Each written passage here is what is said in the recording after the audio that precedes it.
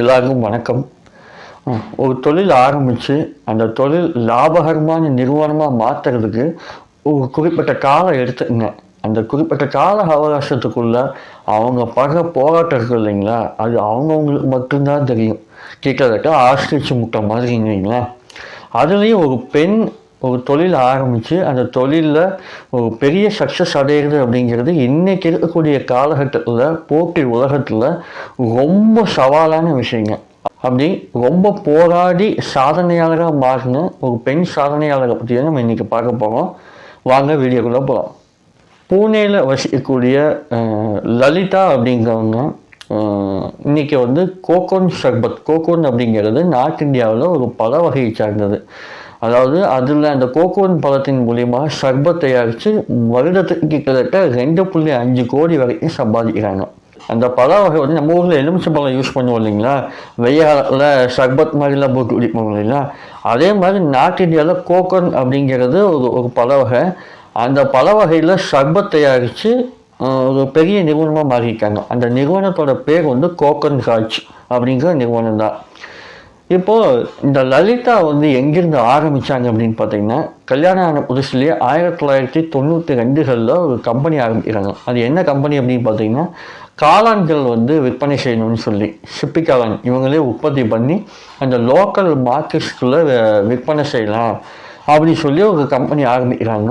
அந்த கம்பெனி ஒரு 2 வருஷம் ரொம்ப நஷ்டத்தில் போகுது. ரொம்ப கடன் ஆகிறாங்க. கடன் ஆனதுக்கப்புறம் உறவினர்களால், ஃப்ரெண்ட்ஸுனால எல்லாராலையுமே கொஞ்சம் உதாசீனப்படுத்தப்படுறாங்க.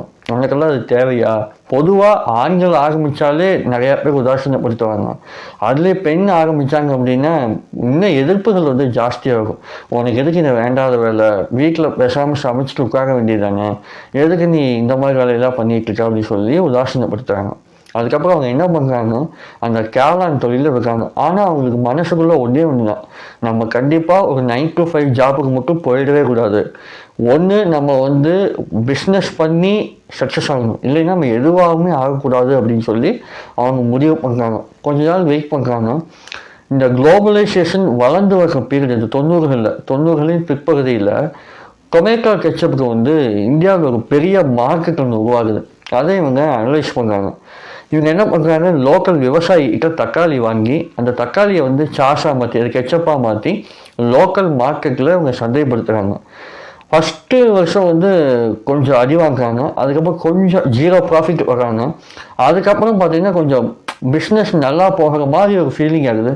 ஒரு 2-3 வருஷத்துலேயே என்ன ஆகுது அப்படின்னு பார்த்தீங்கன்னா, அந்த ப்ராடக்டை சின்ன சின்ன விவசாயிகள் அந்த ஊரில் இருக்கக்கூடிய விவசாயிகள் நிறையா பேர் அந்த டொமேட்டோ கெச்சப்புக்காக லோக்கல் போட்டியாளர்கள் அதிகமாகணும். இப்போ நம்ம ஊரில் கடலை மிட்டாய்கள் இருக்குது பார்த்தீங்களா. இப்போ ஒரு ஊரில் ஒருத்தர் கடலை மிட்டாய் விற்று அவங்க ஃபேமஸ் ஆகிறாங்க அப்படின்னா அந்த ஊரில் 10-15 பேர் இந்த கடலை மிட்டாய் வியாபாரத்துக்கே உள்ளே வந்துடுவாங்க லோக்கல் ஆளுங்க. அவங்களும் அதே விவசாயிகிட்ட போய் பொருள் வாங்கினாங்க. அவங்களும் அதே மாதிரி 2 ரூபா 3 ரூபா விலை கம்மியாக வச்சு விற்று அந்த அந்த அந்த பிஸ்னஸையே டைல்யூட் பண்ணுவாங்க இல்லைங்களா. சாதாரணமாக நடக்கிறது அது. அப்படி ஆகும்போது என்ன ஆகுது அப்படின்னா, இவங்க அந்த டொமேட்டோ கெச்சப்பில் ஒரு பெரிய நஷ்டத்தை சந்திக்கிறாங்க. அப்புறம் இவங்களுக்கு என்ன பண்ணுறதுன்னு இதில் மறுபடியும் 0க்கே வந்துடுறாங்க. அதுக்கப்புறம் தான் என்ன ஆகுது அப்படின்னு பார்த்தீங்கன்னா, ஒரு கோகோன் அப்படிங்கிற இந்த பழத்தில் சர்பத் தயாரிக்கலாம் அப்படிங்கிற ஒரு ஐடியா வருது உங்களுக்கு. ஏன் அப்படின்னா, இந்த கோகோன் அப்படிங்கிறது ரொம்ப சத்துள்ள ஒரு பழம். நம்ம ஊரில் எலுமிச்சம்பழம் அதே மாதிரியே அதுக்கும் ஒரு பெரிய சத்துக்கள் இருக்குது. விட்டமின் ஏ, விட்டமின் சி, அது மாதிரி B3 அது மாதிரி நிறையா சத்துக்கள் இருக்குது. எனக்கு எக்ஸாக்டாக தெரியல. அப்போ இந்த இந்த ட்ரிங்கை ஒரு சத்தான ட்ரிங்காக மாற்றி அதை லோக்கல் பீப்புள்ஸ்க்கு நம்ம வீடு வீடாக கொண்டு போய் கொடுக்கலான்னு சொல்லி இவங்க ஆரம்பிக்கிறாங்க. அந்த கம்பெனியோட பேர் தான் கோகன்ராஜ் அப்படின்னு சொல்லி இது ஃபைனலைஸ் பண்ணி ஆரம்பிக்கிறாங்க. ஃபஸ்ட்டு வருஷம் வெறும் 500 ரூபா மட்டுமே முதலீடு பண்ணி ஆரம்பிக்கிறாங்க. கடன் வாங்கி அந்த 500 ரூபாவோட கடன் வாங்கி தான் ஆரம்பிக்கிறாங்க.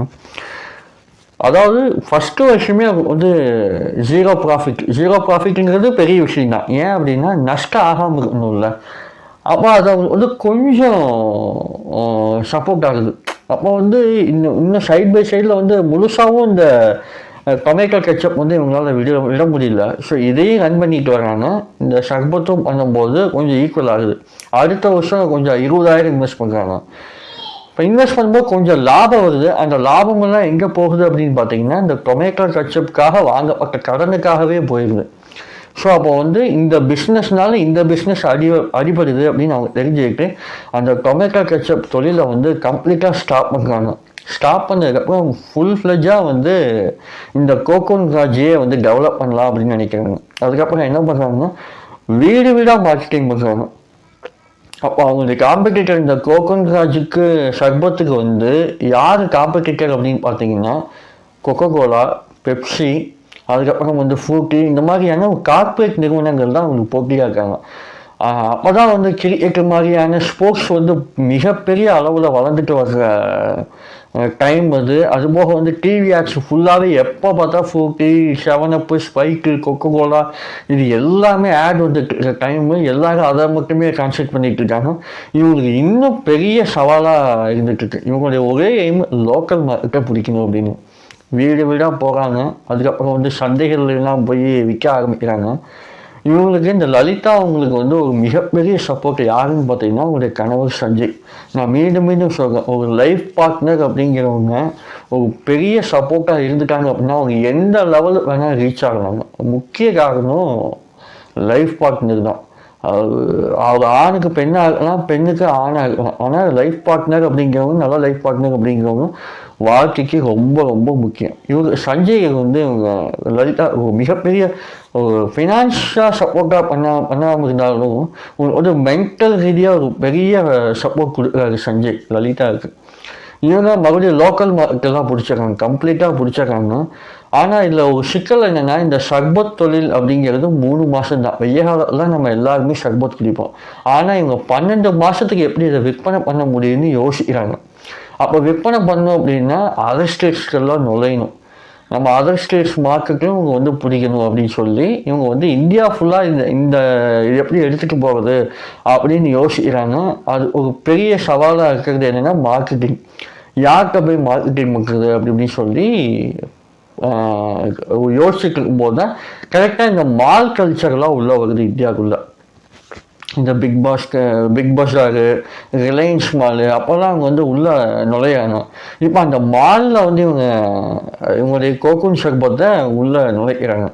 ஒரு பெரிய சக்ஸஸ் ஆகிறாங்க. அதுக்கப்புறம் பார்த்தீங்கன்னா அந்த பிக் பஸார் மால் வந்து எல்லா ஸ்டேட்டுக்கும் பரவுது. அந்த ஸ்டேட்டில் அந்த மால் பரவும் போது இவங்க கூடவே அந்த கோகுன் சர்பத்தும் பரவ ஆரம்பிக்குது. இது ஏன் இவ்வளோ சக்ஸஸ் ஆகுது அப்படின்னு பார்த்தீங்கன்னா, இது முழுக்க கெமிக்கல் சப்ஸ்டன்ஸ் கலக்கப்படாத ஒரு சர்பத். இது ஹோம்மேட் சர்பத் அப்படிங்கிறதுனால தான் வந்து இது இவ்வளோ சக்ஸஸ் ஆகிருக்கு. அது முக்கியமான காரணம் அந்த ஊர் லோக்கல் பெண்கள் இவங்களுக்கு பெரிய சப்போர்ட்டாக இருந்திருக்காங்க. குறைச்சலான சம்பளமாக இருந்தாலும் நாங்கள் வந்து வேலை செஞ்சு தரோம், உங்களுக்கு நாங்கள் குறைஞ்ச சம்பளத்துக்கு நாங்கள் வேலை செஞ்சு உங்களுக்கு நான் சப்போர்ட் பண்ணுறேன்னு சொல்லி அவங்கெல்லாம் சப்போர்ட் பண்ணி ஒரு கூட்டு முயற்சியாக இன்றைக்கி வந்து வருஷத்துக்கு 2.5 கோடி டேர்ன் ஓவர் பண்ணக்கூடிய நிறுவனமாக மாறி நிற்கிறதுக்கு லலிதா, சஞ்சய் மற்றும் அந்த ஊர் பெண்கள் வந்து மிகப்பெரிய ரீசன். லலிதா இந்த கோகோன்ராஜ் அப்படிங்கிற நிறுவனம் வந்து மிகப்பெரிய நிறுவனமாக இந்தியாவில் வளரணும்னு சொல்லி நான் அவங்களுக்கு வாழ்த்துறேன். மீண்டும் இன்னொரு நல்ல வீடியோவில் சந்திக்கலாம். தேங்க்யூ.